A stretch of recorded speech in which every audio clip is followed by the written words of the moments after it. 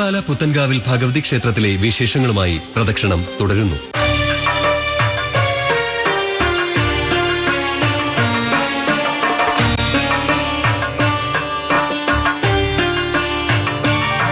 നിരന്തരമായ പലായനങ്ങളും അധിവാസവും നമ്മുടെ ചരിത്ര നിർമ്മിതിയുടെയും സാംസ്കാരിക സവിശേഷതകളുടെയും ചൂണ്ടുപലകകളാണ്.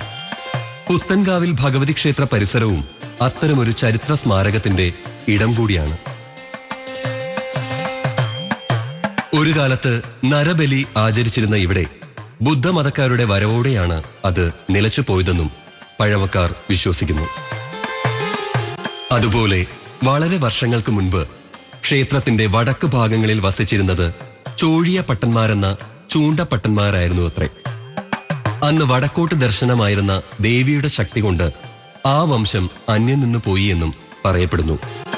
അതിനുപരിയായുള്ള വസ്തുത, രണ്ട് സംസ്കാരങ്ങൾ തമ്മിലുള്ള ഏറ്റുമുട്ടലിൽ അവർ നിഷ്കാസിതരായിരിക്കാം എന്നുമാണ് ഇവർ വിശ്വസിക്കുന്നത്. സംഘകാല സംസ്കാരത്തിന്റെ പരിച്ഛേദമായ ഇളങ്കോവടികളുടെ ചിലപ്പതികാരത്തിലും ദേവി ഭാഗവതത്തിലും പരാമർശിക്കുന്ന ഒരു ചരിത്രമാണ് കുരമ്പാല ക്ഷേത്രത്തിനുള്ള മൗലികമായ വ്യത്യാസത്തോടെ ഭദ്രകാളിയുടെ ഉത്ഭവത്തെക്കുറിച്ച് പറയുന്നത്.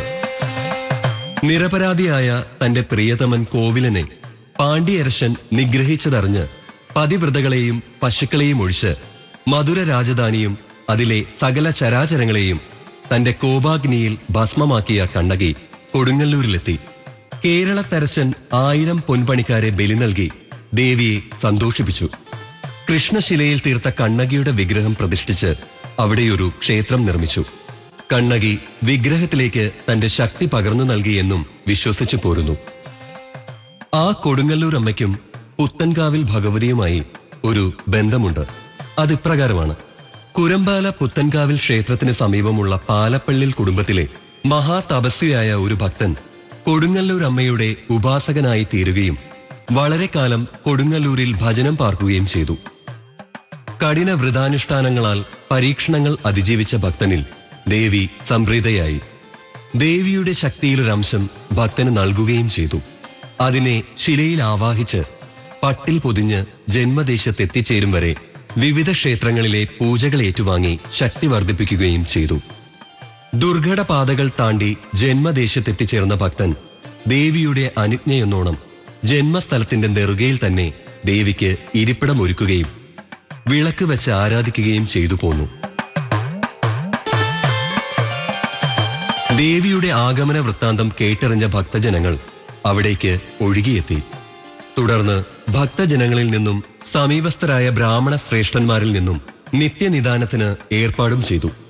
താമസം വിന ഭക്തന് ദേവി ദർശനം നൽകുകയും മൂലസ്ഥാനമായി കൽപ്പിച്ച സ്ഥലത്ത് നിൽക്കുന്ന പ്ലാവിന്റെ ശിഖരം അടർന്നു വീഴുന്ന സ്ഥാനത്ത് ക്ഷേത്രം നിർമ്മിക്കണമെന്ന് അരുളപ്പാടുണ്ടാവുകയും അതനുസരിച്ച് ഭക്തജനങ്ങളുടെ കൂട്ടായ്മയിൽ പണിതീർത്ത ക്ഷേത്രമാണ് ആദ്യം ഇവിടെ ഉണ്ടായിരുന്നത്.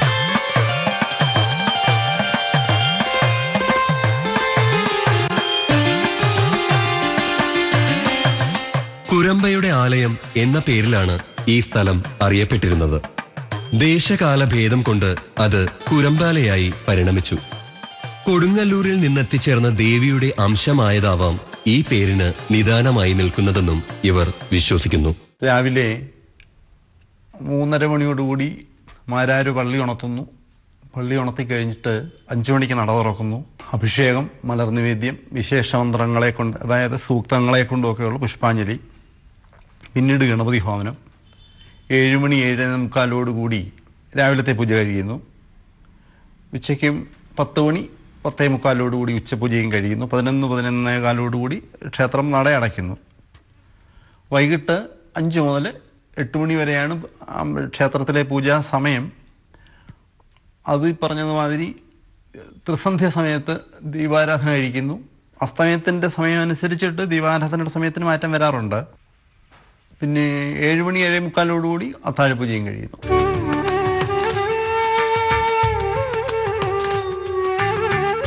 നാലമ്പലത്തിനുള്ളിൽ കന്നിമൂലയിൽ ഉപദേവനായ ഗണപതി കുടികൊള്ളുന്നു. ഇഷ്ടകാര്യ സിദ്ധിക്കായും വിഘ്നങ്ങൾ ഒഴിവാക്കാനും ഗണപതിക്ക് ഉണ്ണിയപ്പം മൂടൽ എന്ന ചടങ്ങ് ഭക്തജനങ്ങൾ വഴിപാടായി സങ്കല്പിക്കാറുണ്ട്.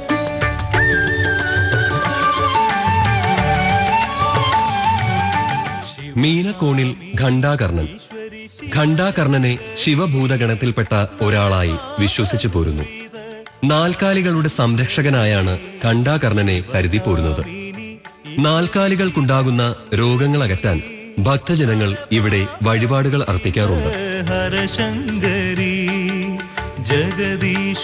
നാലമ്പലത്തിന് പുറത്ത് കന്നിമൂലയിൽ മൂർത്തിയുടെ സ്ഥാനമാണ്. ബ്രാഹ്മണേതര വിഭാഗത്തിൽപ്പെടുന്ന ഉപാസകരായ വ്യക്തികൾ മരിക്കുമ്പോൾ അവരെ മൂർത്തികളായി സങ്കൽപ്പിച്ച് ഇവിടെ കുടിയിരുത്തിയിരിക്കുന്നു. മൂർത്തിക്ക് വെറ്റില, അടയ്ക്ക, പുകയില, മറ്റു ലഹരി വസ്തുക്കൾ എന്നിവയാണ് ഏറെ പഥ്യം. നാലമ്പലത്തിന് വടക്ക് പടിഞ്ഞാറേ കോണിൽ ദേവിയുടെ ആജ്ഞാനുവർത്തിയും സർവഹിതൈഷിണിയുമായ യക്ഷിയമ്മയുടെ സ്ഥാനമാണ്. ബാലാരിഷ്ടകൾ ഒഴിപ്പിക്കാൻ യക്ഷിയമ്മയ്ക്ക് കരിവളകളും പാവക്കുട്ടിയും വിശ്വാസികൾ വഴിപാടായി സങ്കൽപ്പിക്കാറുണ്ട്. ഗണപതിക്കും ഖണ്ഡാകർണനും യക്ഷിയമ്മയ്ക്കും ഉത്തമത്തിൽ നിത്യേന പൂജകൾ ചെയ്യുന്നു. യക്ഷി അമ്പലത്തിന് തൊട്ടടുത്തായി മറുത, മാടൻ, യോഗീശ്വരൻ, അടവി എന്നീ ദ്രാവിഡ ദൈവങ്ങൾക്കുള്ള സ്ഥാനമാണ്.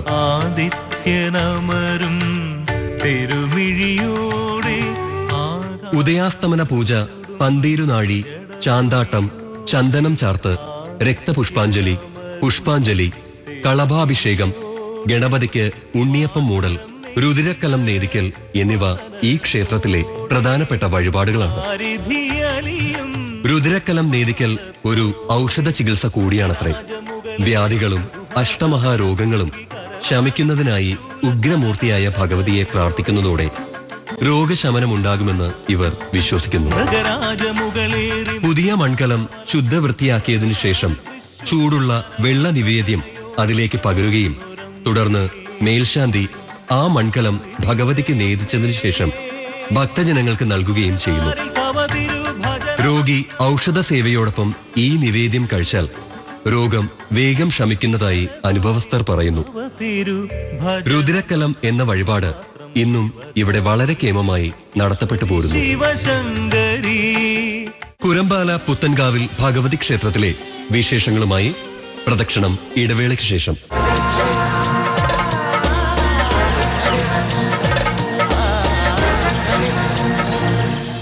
പുത്തൻകാവിൽ ഭഗവതി ക്ഷേത്രത്തിലെ വിശേഷങ്ങളുമായി പ്രദക്ഷിണം തുടരുന്നു.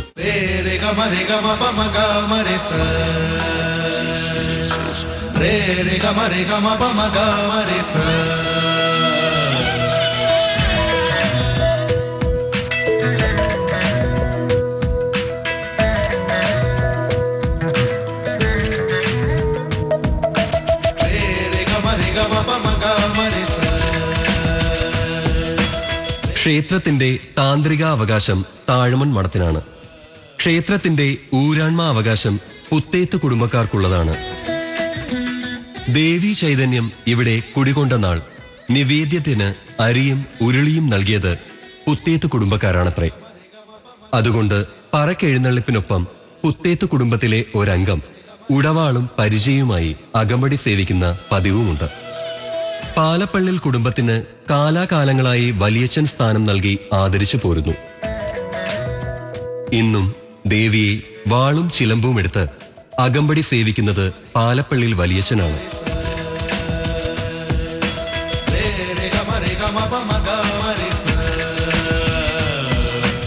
സ്വസ്തിക വിഭാഗത്തിൽപ്പെട്ട ശ്രീകോവിലാണ് പണി കഴിപ്പിച്ചിട്ടുള്ളത്. ശില്പചാതുരിയും കലാമർമ്മജ്ഞതയും ശ്രീകോവിലിന്റെ നിർമ്മിതിയിൽ നമുക്ക് ദർശിക്കാനാവും.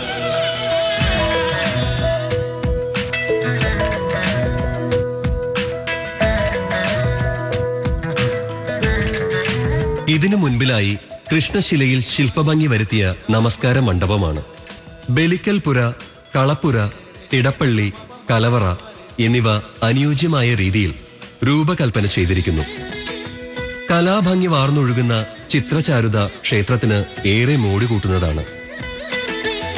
2005 മാർച്ച് മാസം 23-ാം തീയതി ബുധനാഴ്ച മകം നക്ഷത്രത്തിൽ ക്ഷേത്രതന്ത്രികളുടെ കാർമ്മികത്വത്തിൽ ഇപ്പോൾ പണി കഴിപ്പിച്ചിരിക്കുന്ന ശ്രീകോവിലിലെ പുനഃപ്രതിഷ്ഠാകർമ്മവും പരിവാരമൂർത്തികളുടെ പ്രതിഷ്ഠാകർമ്മവും നിർവഹിച്ചു.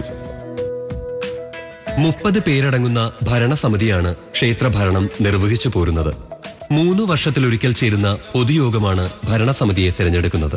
പുത്തൻകാവിൽ ഭഗവതി ക്ഷേത്രം സ്ഥിതി ചെയ്യുന്ന കുരമ്പാല എന്ന പ്രദേശം, ഇതിൻ്റെ ഈ ക്ഷേത്രത്തിൻ്റെ ഭരണ സൗകര്യത്തിനായി ആകെ ഒരു കരയാണെങ്കിലും 3 കരയായിട്ട് ഞങ്ങൾ അതിനെ ഭാഗിച്ചിട്ട് 3 കരകളിൽ നിന്നും 10 പേർ വീതമടങ്ങുന്ന ഭരണസമിതിയെ ഓരോ പൊതുയോഗവും തിരഞ്ഞെടുക്കുന്നു. 3 വർഷം കൂടിയിരിക്കുമ്പോൾ 10 പേരെ വീതം ആകെ 30 പേരെ ഭരണസമിതിയിലേക്ക് തിരഞ്ഞെടുക്കുകയും അതിൽ നിന്നും president, vice president, secretary, joint secretary, treasurer ഇങ്ങനെ 5 എക്സിക്യൂട്ടീവ് അംഗങ്ങളെ തിരഞ്ഞെടുത്ത് ഈ എക്സിക്യൂട്ടീവ് കമ്മിറ്റി അംഗങ്ങളാണ് ദൈനംദിന ഭരണങ്ങൾ നടത്തുന്നത്. അല്ലാതെ ജനറൽ ബോഡി 30 പേരാണ് ഇതിൻ്റെ ഓരോ വർഷത്തെയും ഭരണ കാര്യങ്ങൾ നിർവഹിക്കുന്നത്. മധ്യ തിരുവിതാംകൂറിലെ ഭഗവതി ക്ഷേത്രങ്ങളിൽ ആണ്ടുതോറും വ്രതശുദ്ധിയോടെ നടത്തിവരാറുള്ള അനുഷ്ഠാന മഹോത്സവമാണ് പടയണി.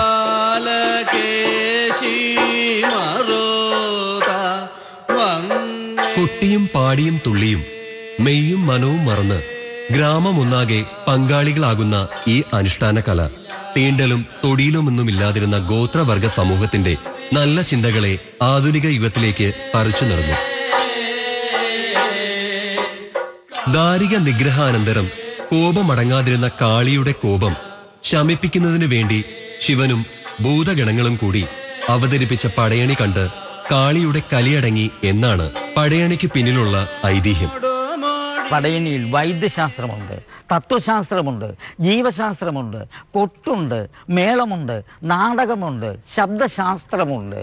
എന്താ ഇതിനെയൊക്കെ നമുക്ക് നിഷേധിക്കാൻ പറ്റുന്ന കാര്യം? ഇതിലുപരി മനുഷ്യന്റെ പച്ചയായ ജീവിതത്തെ എടുത്തു കാണിക്കുന്ന ഒരെണ്ണമാണ് പടയണി.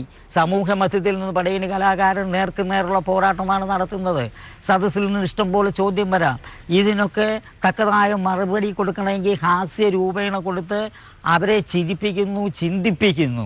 അങ്ങനെയൊക്കെ ചെയ്തു കഴിയുമ്പോൾ അമ്മയുടെ കോപമടങ്ങുമെന്നുള്ള വിശ്വാസം നമുക്കിന്നും നിലനിൽക്കുന്നു. ആ വിശ്വാസത്തെ ആധാരമാക്കിയാണ് പടയണി മുന്നോട്ട് കൊണ്ടുപോകുന്നത്.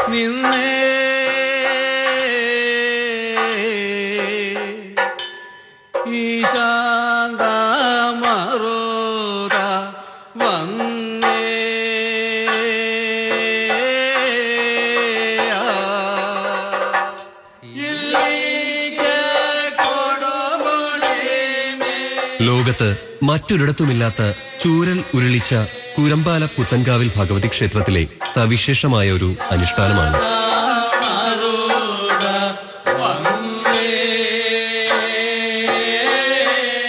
5 വർഷത്തിലൊരിക്കലാണ് ഈ അനുഷ്ഠാനം നടത്തുന്നത്. പടയണി തുടങ്ങി 9ാം നാളാണ് അടവി എന്ന ചൂരൽ ഉരുളിച്ച ഇവിടെ നടത്തപ്പെടുന്നത്. സംഘകാല പുരോഹിതനായ വേലന്റെ ഉപാസനാമൂർത്തിയാണ് അടവി എന്ന നാട്ടുദേവത. ഒരിക്കൽ ശത്രുദോഷം തീർത്ത വേലൻ കുരമ്പാല ക്ഷേത്രത്തിന് സമീപത്തുകൂടി പോയപ്പോൾ വേലനോടൊപ്പം ഉണ്ടായിരുന്ന അടവിയെ ദേവി സ്വന്തമാക്കി ശക്തി വർദ്ധിപ്പിച്ചു എന്നാണ് ഐതിഹ്യം. പൂർവാധികം ശക്തി സ്വരൂപിണിയായ ദേവിയെ അനുനയിപ്പിക്കാനും അടവിയെ പ്രീതിപ്പെടുത്താനും വേണ്ടിയാണ് 13 നാൾ നീളുന്ന പടയണിയും ചൂരൽ ഉരുളിച്ച എന്ന അടവിയും ഇവിടെ നടത്തപ്പെടുന്നത്. കാവുകളിൽ നിന്ന് പിഴുതെടുക്കുന്ന മുള്ളുകൾ നിറഞ്ഞ ചൂരലിൽ ഉരുണ്ട് ജീവരക്തം കാളിക്ക് സമർപ്പിക്കുന്ന നരബലിക്ക് സമാനമായ ചടങ്ങാണ് അടവി. കൂടാതെ മീനമാസത്തിലെ അത്തം നാൾ ഇവിടത്തെ മറ്റൊരു ഉത്സവ ദിനമാണ്. അന്നേ ദിവസം വിവിധ തരത്തിലുള്ള കെട്ടുരുപ്പടികൾ ക്ഷേത്രത്തിൽ എത്തിച്ചേരുന്നു. മേടഭരണിക്ക് ആറാട്ടോടുകൂടി സപ്താഹയജ്ഞവും രാവിലെ ആയിരക്കണക്കിന് ആളുകൾ പങ്കെടുക്കുന്ന പൊങ്കാലയും നടത്തിപ്പോരുന്നു. 2011 ശേഷം കുരമ്പാല പുത്തൻകാവിൽ ഭഗവതി ക്ഷേത്രത്തിലെ അടവി മഹോത്സവം ഈ വരുന്ന ഫെബ്രുവരി 26-ാം തീയതി സമുചിതമായി ആഘോഷിക്കുന്നു.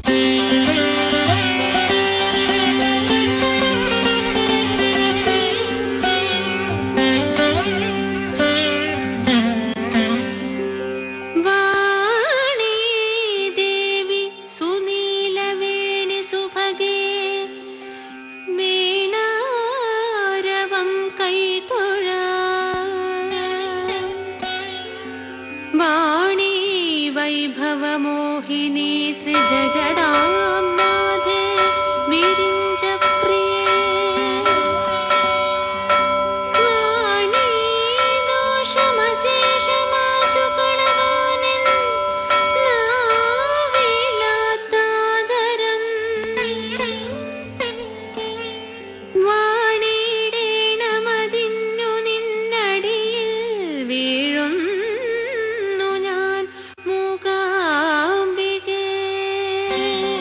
സർവാഭിഷ്ട വരദായിനിയും മംഗളകാരുണിയുമായ പുത്തൻകാവിലമ്മയുടെ കൃപാകടാക്ഷം ഏവർക്കും ഉണ്ടാകട്ടെ എന്ന് പ്രാർത്ഥിച്ചുകൊണ്ട് പ്രദക്ഷിണത്തിന്റെ ഈ അധ്യായം ഇവിടെ പൂർണ്ണമാകുന്നു.